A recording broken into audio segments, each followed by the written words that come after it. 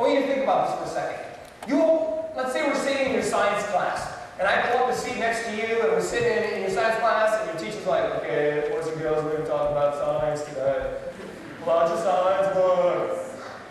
Bueller, okay, like you open up the book, and we're like, turn to page, whatever, 300, and we're going to look at where we've come from. And you get there, and like, we started out in the primordial soup of the ancient past. And then we see, somehow, lightning struck it or whatever, and the gas is like, we're at an infinitesimal small point, and they combine to form life. Now, we crawl out of the, I don't know why we want to leave the slime, but say we do, and we get up on land where we can't breathe, but say somehow we can, and all of a sudden we're some amphibian type, reptile type thing. And you're like, does this make any sense to you? Yeah, dude, it's in the book. Okay. Some reptile type thing, and then somehow we like lost our gills like the frogs do. And so why are we wearing frogs? We won't talk about that. But they lose their little gills, and then we finally got into like a wolf or something, and then like it goes from like this amoeba to like a wolf, and all of a sudden it's like the wolf's like standing up, and all of a sudden like turns into like this ape thing, and like Nathan's like, and all of a sudden like the last picture's like this guy carrying a briefcase, and we're like, right? And this is how we've come along. And you're like, dude, you're smarter than me, I thought, sir. A couple questions, sir. Mr. Flimsy, or whatever your name is. I would just like to ask you, like, since we know that matter is not eternal, like the sun's burning out, the earth is winding down, since matter is not eternal, where the stuff actually came from. Since we live like in a cause and effect system, like you can't just keep going back without having somebody to start our cause and effect system. Like, where did all this stuff come from? Well, it came from the swirling gases out in the universe.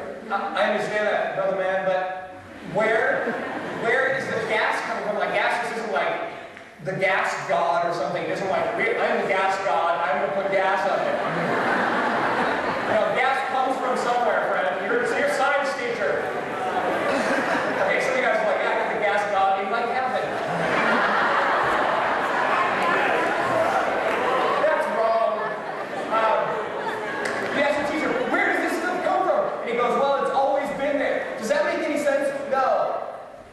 Because stuff has not always been here. Our system, in the way our system is, it doesn't make sense. And the second question I'd like to ask Mr.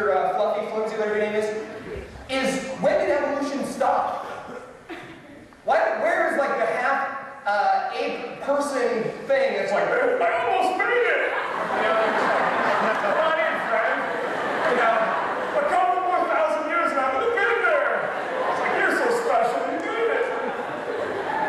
Like, why all of a sudden is everything in its phylum, everything set up exactly the way it is, no transitional forms? Darwin said in 1860, he said, the only thing that will destroy my theory is the fact that when we look at the fossil record, which I'm sure in the future will prove my point, that if it doesn't show that there's transitional forms, everything I said is junk.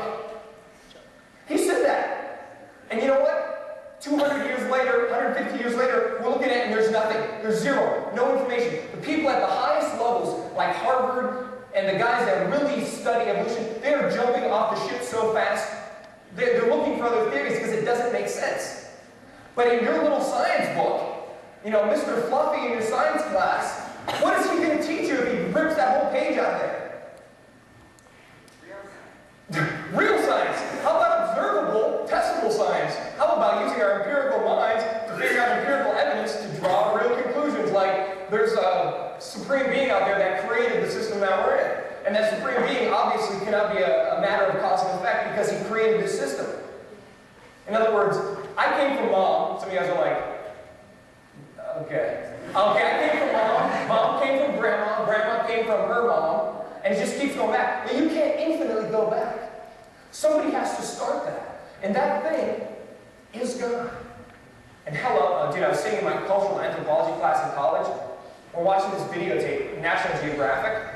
And they're like going over all this stuff, and this lady's talking on there. She's going, I'm doing studies, I'm doing women's studies, and we're taking a look at all the women in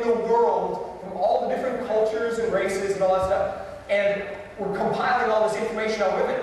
And she gets to a point where she goes, we are finding out that all the women are like linked down to a single woman. I'm like, hello, Eve! And the woman out there is like going, we just don't understand how this can be. This must be like some